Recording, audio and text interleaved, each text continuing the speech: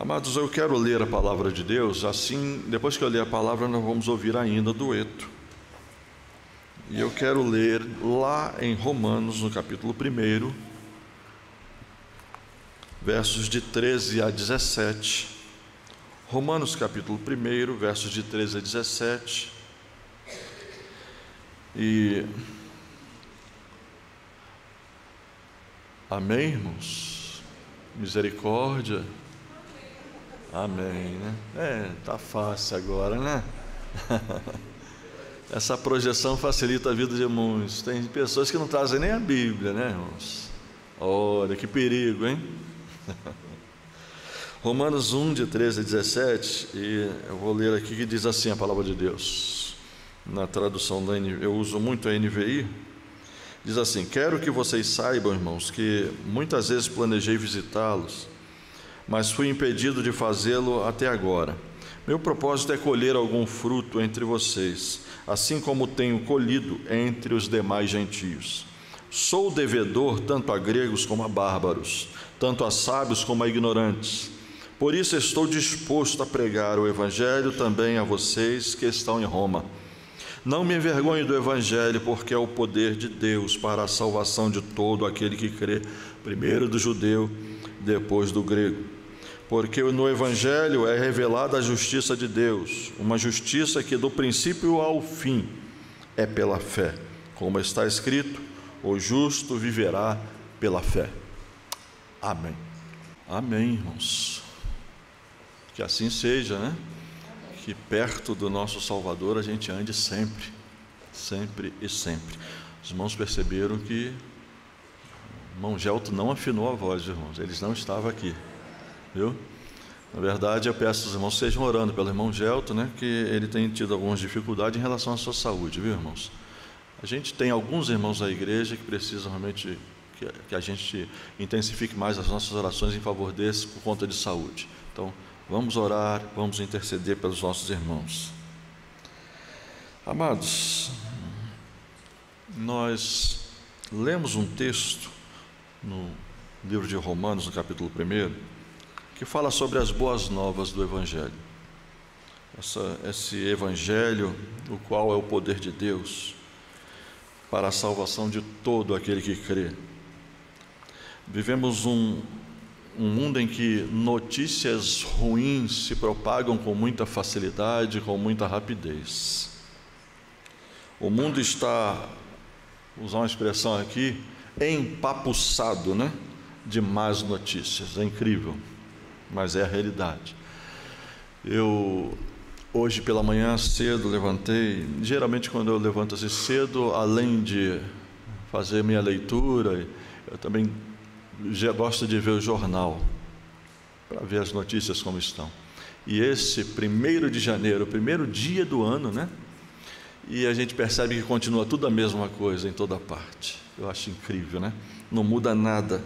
Os homens continuam caminhando de mal a pior. Esta é a realidade. De ontem para hoje, nós vimos duas notícias duras. Em Campinas, um homem que mata 12 de uma mesma família. Já de cara, assim, de manhã cedinho no jornal. E na Turquia, em Istambul, nós tivemos um ato terrorista em que morreram 39 pessoas. Então essas foram as duas notícias que eu tive de imediato quando eu liguei o jornal da manhã cedo e lá eu vi. E é interessante que a jornalista, ela ainda falou assim: é lamentável que a gente tenha já que começar o ano dando notícias ruins como esta. E é verdade. Mas isso é porque o homem, lamentavelmente, está corrompido.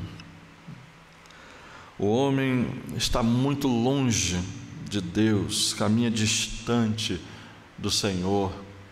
E o homem sem Deus, o homem sem a direção do Senhor, o homem sem a presença de Cristo Jesus no seu coração, ele está predisposto a todo tipo de sandice, como estas que nós vemos. O homem precisa de Cristo, para que ele se torne menos mal. É verdade, não vou dizer para você que porque tem Cristo você, pronto, ficou bonzinho, né? Ficou bom demais, de jeito nenhum. A gente ainda tem uma velha natureza aqui dentro de nós, né? Que se não fosse Cristo, na presença do Espírito Santo que habita em nós, não teríamos controle nenhum, mas é Ele quem controla, é Ele quem dirige, é Ele quem nos conduz, para que o mal, como diz o apóstolo Paulo, que habita em nós, não prevaleça de forma alguma. Então, notícia boa não vem de jornal, né, irmãos? Lamentavelmente, o que vende são as notícias ruins. Essas sim despertam muito interesse. Bem, nesse contexto de mazelas, de decadência, foi que Paulo escreveu a sua carta à igreja de Roma, para falar do Evangelho. E eu quero dizer 3 coisas importantes aqui, rapidinho, sobre este Evangelho, para a gente ter clareza do que Paulo está dizendo aqui, quando ele faz referência ao Evangelho. Primeiro, que o Evangelho jamais será derrotado, porque o Evangelho é Cristo Jesus. Por isso é que o apóstolo Paulo fala: não me envergonho do Evangelho. É como se ele estivesse dizendo: não me envergonho de falar de Jesus, não me envergonho de Cristo Jesus, porque nele está o poder de Deus. Segundo, o Evangelho não é plano da igreja para a salvação do mundo, mas é plano de Deus para a salvação da igreja. O que valida a igreja é o Evangelho, não o contrário. É o Evangelho que valida a igreja do Senhor. E em terceiro, o Evangelho não deve ser apenas compreendido e vivido, mas também deve ser proclamado. É isso que fica bem claro para nós no texto que nós lemos nesta hora. Bem, dito isso, a gente vai caminhar um pouco à luz do texto, verificando algumas coisas importantes que podem ser lições preciosas para nós. Em primeiro lugar, quanto à natureza do Evangelho.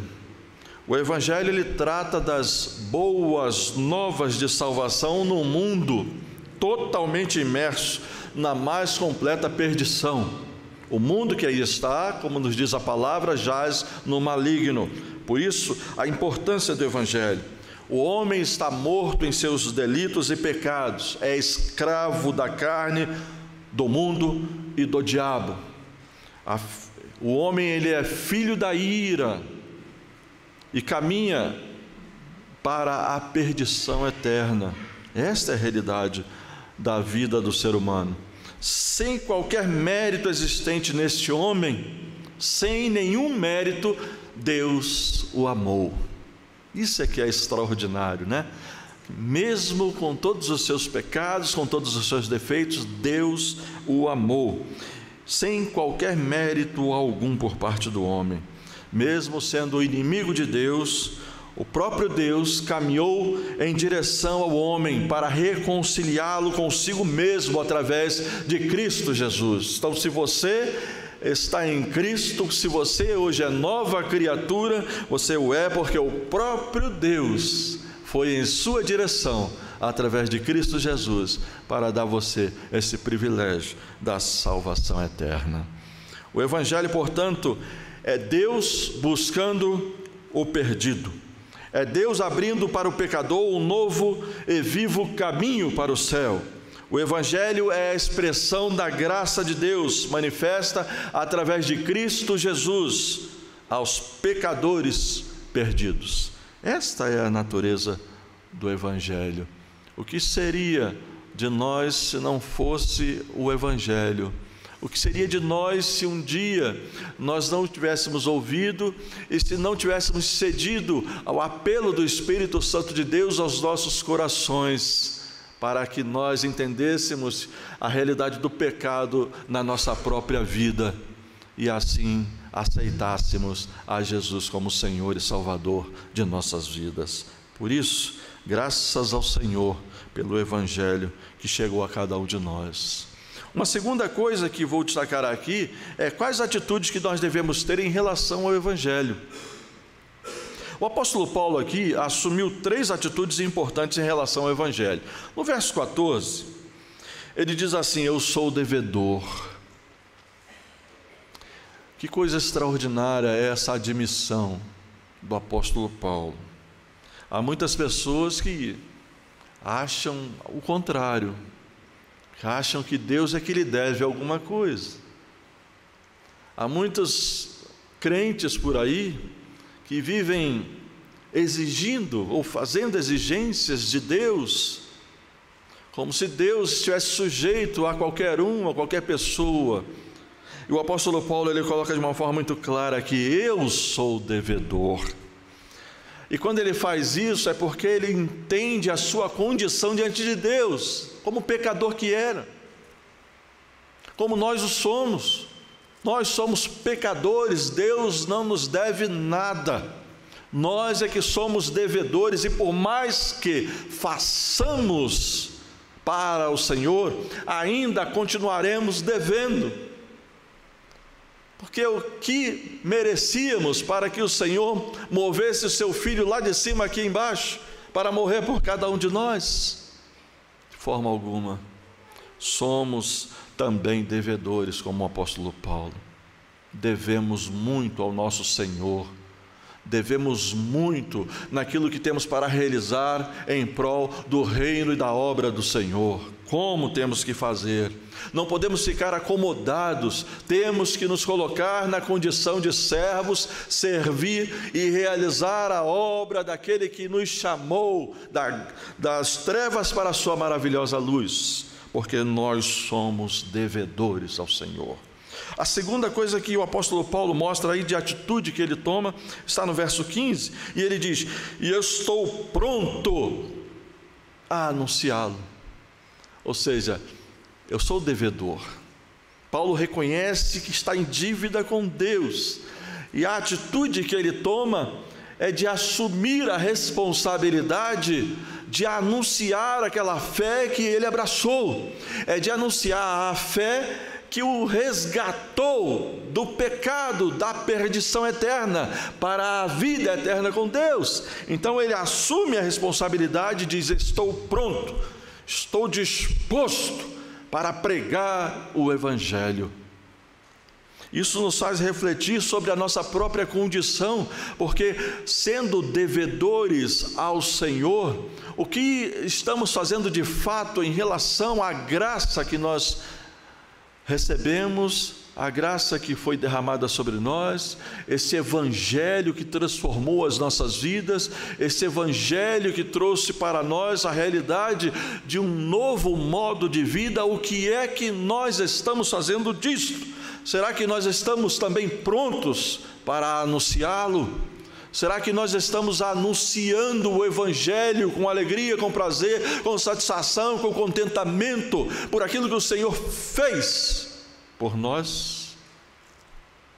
Irmãos, as pedras estão clamando. É incrível como a gente às vezes vê a dificuldade do lado de lá quanto à proclamação do Evangelho. Achamos que as pessoas estão muito mais duras de coração, achamos que as pessoas estão sem interesse pelo Evangelho atualmente, achamos que as pessoas não querem mais saber de ouvir a palavra de Deus. Mas, irmãos, eu tenho me convencido que isto não é verdade. Tenho me convencido a cada dia que, na verdade, o problema não está na pessoa que vai ouvir, mas naquele que vai falar.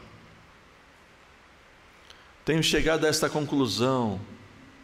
Nós estamos vivenciando um tempo em que parece que a igreja do Senhor não tem mais o poder de Deus para a proclamação da palavra, para viver a palavra, para testemunhar a palavra de Deus, para testemunhar esse Evangelho. As pessoas estão se envolvendo com tantas coisas que não dizem respeito ao reino de Deus, que estão enfraquecendo a sua capacidade de proclamação, estão enfraquecendo a sua capacidade de demonstração de poder que o Evangelho lhe confere. O apóstolo Paulo diz: estou pronto a anunciá-lo. Essa semana aconteceu uma coisa interessante, para dar um exemplo do que eu estou dizendo aqui, do que o Evangelho, as pedras estão clamando. A Márcia, minha esposa, né, irmãos? Não sabe quem é minha esposa, Márcia, né? Pois é, ela mesma. Ela está fazendo hidroginástica, né? Alguma coisa assim parecida, né? Ela faz 2 vezes na semana. E nessa semana, na quinta-feira, me parece que quando ela foi, ela falou para mim assim, que tem algumas pessoas que fazem junto com ela, e uma dessas pessoas falou assim: você é crente? Para ela. Ela falou assim: sou. De que igreja? Eu sou da Igreja Batista Betel, lá no Guará. Aí ela falou assim: poxa, sabe, eu estou precisando de uma igreja para servir ao Senhor. A pessoa não é crente, falou assim, de uma forma tão direta, e eu fiquei pensando: as pedras estão clamando. Essa história de que as pessoas não querem ouvir o Evangelho, irmãos, cuidado, para que de repente você se anule na responsabilidade de estar pronto para anunciar a palavra de Deus. Não quero contar a experiência da irmã Eliane aqui, mas a irmã Eliane conversou agora mesmo comigo sobre uma situação semelhante, né? De um lugar que precisa ouvir a palavra de Deus. Irmãos, se não formos, Deus vai de alguma forma mover as pessoas para que as pessoas venham até nós. Vamos ter cuidado com isso, precisamos estar prontos para anunciar a palavra. Como o apóstolo Paulo mostra aqui, falar da graça de Deus, do amor de Deus, é simples, é só falar daquilo que o Senhor fez na sua vida, é só isso. É uma coisa bem simples, não precisa falar muito, não precisa enfeitar muito, é só falar que Jesus transformou a sua vida, que Jesus morreu naquela cruz para te dar salvação, vida eterna. Como isso é gostoso, como isso é importante. E a terceira frase, ou a terceira atitude que o apóstolo Paulo se utiliza, está exatamente no verso 16, quando ele diz assim: e não me envergonho. Olha só, eu sou o devedor, eu estou pronto para anunciá-lo, e diz: não me envergonho. Você tem vergonha? Tem vergonha de ser crente? Tem vergonha de que as pessoas vejam Jesus em sua vida? Tem vergonha de falar do amor de Deus, da graça de Deus? Não faça isso. Eu não me lembro o texto aqui na minha cabeça, mas eu lembrei dele aqui, em que Jesus fala assim: aquele que se envergonhar de mim, eu me envergonharei dele diante do meu Pai. Aquele que se envergonhar de mim, eu me envergonharei dele diante do meu Pai. Isso é sério, isso é muito sério. Isso mostra que nós temos que ter coragem, né? Como eu falei no início, já falei tanto ano que passou sobre coragem. Nós precisamos ter coragem, ser ousados na proclamação da palavra de Deus, estar disposto a qualquer coisa por amor ao Senhor e a proclamação da sua palavra. No passado, o apóstolo Paulo, ele vivenciou tantas situações difíceis por causa do Evangelho. Por diversas vezes foi preso, por diversas vezes foi apedrejado, por diversas vezes foi açoitado, por diversas vezes sofreu naufrágio. Ele mesmo fala sobre isso, por causa do Evangelho. No passado era mais difícil proclamar o Evangelho do que nos dias de hoje. Então não há razão para nós nos envergonharmos do Senhor, de forma alguma. Temos que falar, temos que proclamar, temos que anunciar, custe o que custar. Às vezes a gente fica com receio, né, de ofender ou de desrespeitar alguém, porque vai falar. O que vai se fazer, né? A Bíblia ensina, há pessoas que falam tanto em falar em respeito, deixa eu Vou abrir um parentezinho aqui sobre isso. Hoje fala-se muito em respeito, né? A gente tem que ter respeito, e nessa história de respeito, a gente tem que ficar caladinho, né? Isso é uma grande bobagem, irmãos. A gente tem que ter respeito, sim, mas a Bíblia diz, deixa bem claro em Provérbios, não tenha respeito pela pessoa do ímpio. Não tenha respeito pela pessoa do ímpio.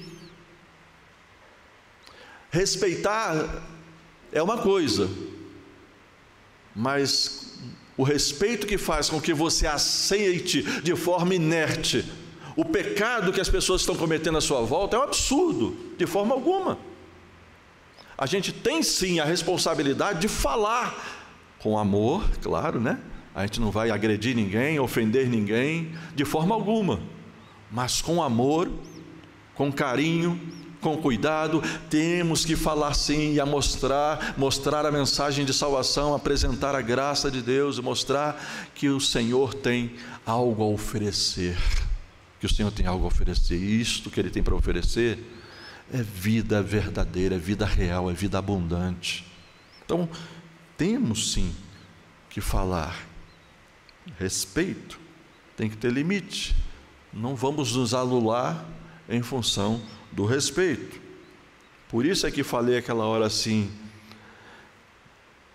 temos que falar, venham as consequências que vier, mas nós temos que falar da graça de Deus. Então, somos devedores, porque Deus nos confiou esse tesouro, e não podemos retê-los apenas para nós, de forma alguma. Precisamos ser mordomos e fiéis na entrega dessa mensagem salvadora, amados. Devemos estar prontos, sim, para anunciar o Evangelho em todo o tempo, em todo lugar, a todas as pessoas, de todas as formas legítimas, usando todos os recursos disponíveis para isso. Não podemos nos envergonhar jamais dessa mais importante mensagem, que é a boa nova de que Deus amou o mundo de tal maneira que enviou o seu Filho unigênito para que todo aquele que nele crê não pereça, mas tenha a vida eterna. Uma terceira coisa que eu vou destacar também é sobre a eficácia do Evangelho. Vejam que o Evangelho, diz o apóstolo Paulo, que é o poder de Deus para a salvação. É o poder de Deus para a salvação, porque Deus é onipotente. Então, o Evangelho também o é, porque é a palavra dele. É a palavra dele, e ela é poderosa para salvar, para resgatar, para restaurar qualquer pessoa. Não há outra alternativa para o homem ser salvo a não ser pelo Evangelho. Não tem outra forma. Não há pecador tão arruinado moralmente e tão perdido espiritualmente que o Evangelho não possa alcançá-lo, de forma alguma. O Evangelho não é um poder destruidor. Pelo contrário, o Evangelho é o poder de Deus para a salvação, para o resgate da vida humana. É o poder que levanta o caído, que encontra o perdido e dá vida a ele. Para aquele que está morto em seus pecados, o Evangelho restaura e torna a dar vida, e vida eterna e vida abundante. O Evangelho revela-nos que a salvação está em Cristo e somente nele. Não há outra forma e não há outro meio, só Cristo Jesus. Nenhuma religião pode salvar o homem. Nenhum credo religioso pode reconciliar o homem com Deus. Nenhum sacrifício ou obra humana pode aliviar a consciência do pecador, nem mesmo conduzi-lo à salvação. Só através de Cristo Jesus, através do Evangelho, é que nós encontramos essa possibilidade, de fato, do homem ser salvo. Porque o Evangelho é eficaz naquilo que ele faz. Porque a palavra de Deus, ela é viva e ela é eficaz. Assim é a palavra do Senhor. Através do profeta Isaías, o Senhor disse lá que toda a palavra que saiu de sua boca haverá de cumprir o seu propósito. E é interessante que esse propósito aí, toda a palavra que sai, é tanto para a salvação como para a perdição.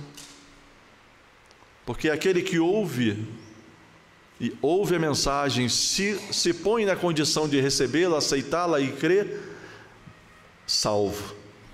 Se rejeita, perdido eternamente. Essa é a realidade da eficácia do Evangelho, porque ela é a palavra de Deus. Em quarto lugar, para a gente caminhar para o fim, vou falar sobre a exigência do Evangelho. Sim, a exigência deste Evangelho que nós ouvimos. O apóstolo Paulo deixa bem claro isso aí: o Evangelho é o poder de Deus para a salvação de todo que crê.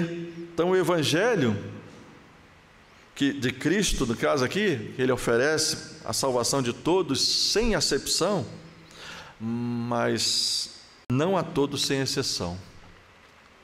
Há uma limitação aí imposta. O Evangelho é o poder de Deus para a salvação de todo aquele que crê. Então essa ideia de que as pessoas têm muitas vezes achar que todo mundo vai ser salvo, não existe. Isso não existe na palavra de Deus. É preciso crer. Isso fica bem claro à luz do texto bíblico que nós lemos. O Evangelho é para quem crê, e não para aqueles que permanecem incrédulos, de forma alguma. Aqueles que permanecem incrédulos certamente não desfrutarão daquilo que este Evangelho oferece, que é a vida eterna. A salvação universal, ou seja, que todos vão ser salvos sem exceção, isso é uma grande falácia, isso não existe. A ideia de que aqueles que rejeitaram o Evangelho serão destruídos, deixarão de existir depois que morrerem, isso existe, irmãos. Tem igreja que apregoa isto. Não existe inferno. Vou citar o nome aqui não da igreja, que é uma igreja grande, é uma igreja muito já tradicional e antiga, mas que diz que não há inferno, que aqueles que morrem sem Cristo, eles são destruídos depois que morrerem. Acabou, cessou. Não sei se há justiça nisso, é muito estranho. A palavra de Deus, ela fala de bem-aventurança eterna e tormento eterno. Esta é a realidade. Fica bem claro para nós em vários textos bíblicos. O próprio Senhor Jesus foi o que mais acentuou a realidade do inferno. O inferno não é a sepultura, nem a cessação da existência, de forma alguma. O inferno é um lugar, um estado de penalidades eternas, que está no final de toda a vida sem Cristo. Aquele que não tiver Cristo, aquele que não tiver segurança eterna com Cristo, o único caminho que lhe restará é o da perdição eterna. Então, sabendo disso, que o Evangelho é a melhor notícia que poderíamos ter, vinda diretamente do céu, da parte do próprio Deus para nós, acerca dessa salvação eterna em Cristo Jesus, que nos oferece redenção, remissão para os pecados, vida eterna, precisamos então tomar duas atitudes, só duas. A primeira é recebermos com gratidão, pela fé, essa gloriosa oferta de Deus. Você tem hoje certeza de vida eterna? Eu sei que tem um grupo aqui só de crentes, E aí eu faço a pergunta: você tem certeza de vida eterna com Cristo Jesus? Não pense que não tem crente que não se converte não, porque eu já vi muito crente se converter, viu? Me lembro uma vez de participar de um congresso de líderes batista, e era um dos preletores e um outro preletor, o pastor Elton Rangel, missionário de Missões Mundiais. E o pastor Elton Rangel, ele virou para mim, estávamos sentados atrás esperando o nosso tempo, ele virou para mim e falou assim: nossa, esse pessoal não para de falar, quando é que eles vão passar a palavra para mim, para eu poder fazer a minha parte, a mensagem? Aí ele olhou e disse assim: olha a hora que o pessoal me passou, 5 minutos. Aí ele falou assim: não vou pregar aquilo que eu havia preparado. Aí ele abriu a Bíblia no texto, João 3,16,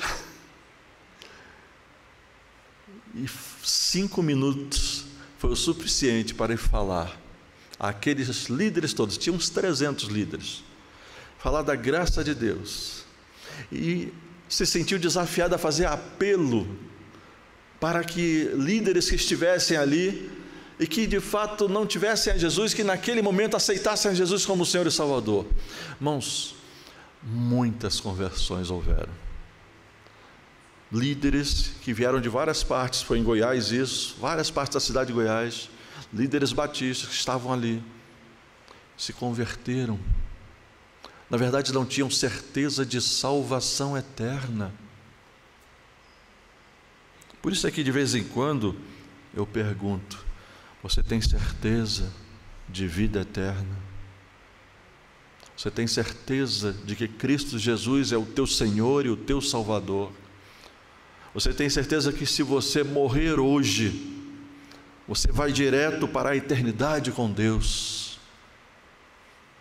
Porque o Evangelho, meu irmão, é o poder de Deus para a salvação de todo aquele que crê. Então você precisa crer no que o Evangelho diz, você precisa crer não só que o Evangelho é para a tua salvação, mas você precisa crer de forma que você também passe a ser obediente a esse Evangelho. Não adianta você apenas dizer: eu sou salvo. Mas o salvo, aquele que experimenta a salvação e que é transformado pelo poder de Deus, ele sente prazer em servir e colocar a sua vida à disposição do Senhor.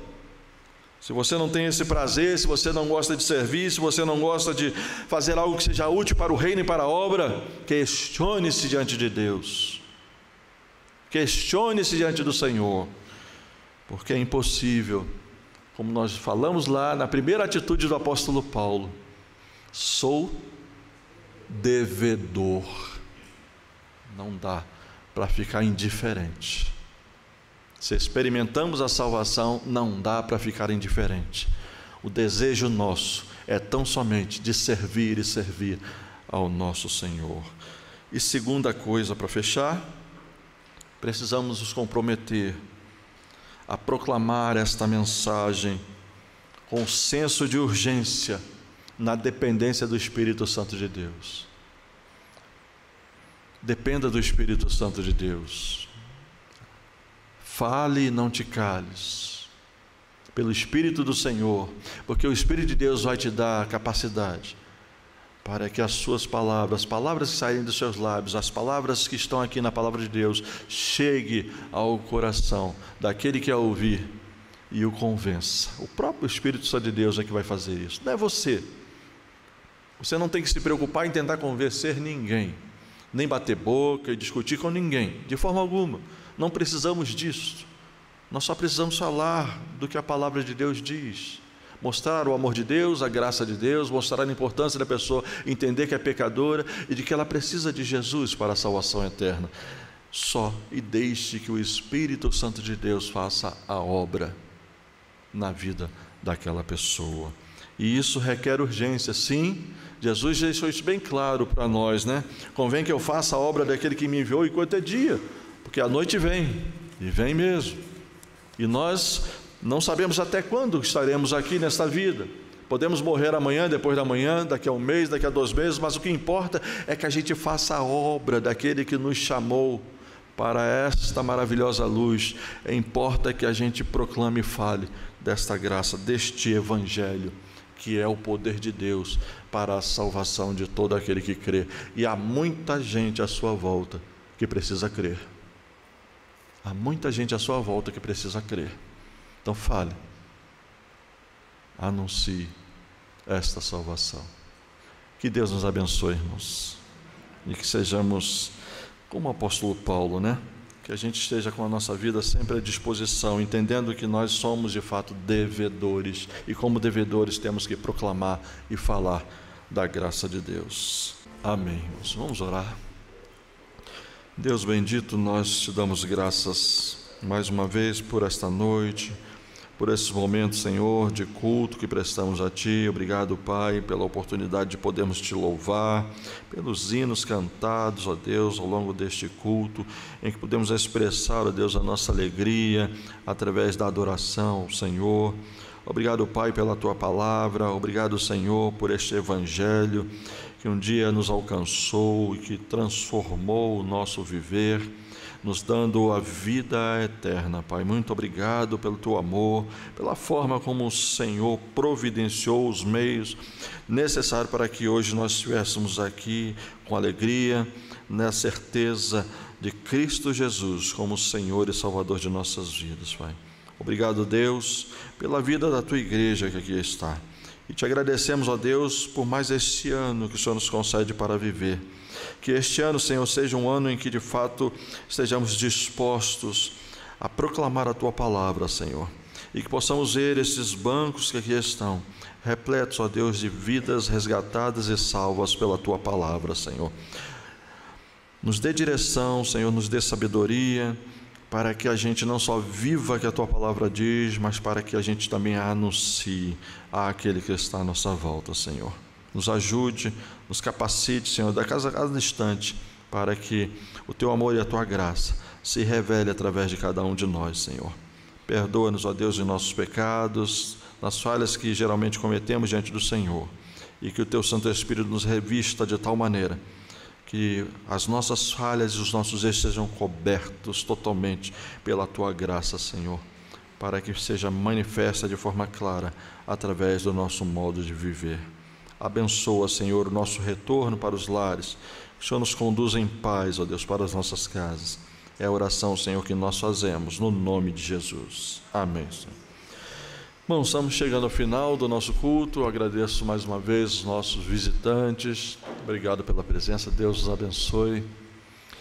A todos nós desejamos uma ótima semana, uma semana abençoada na presença do Senhor, uma semana de oportunidades para falar do amor e da graça de Deus para todos. Deus abençoe-nos. Estamos encerrados.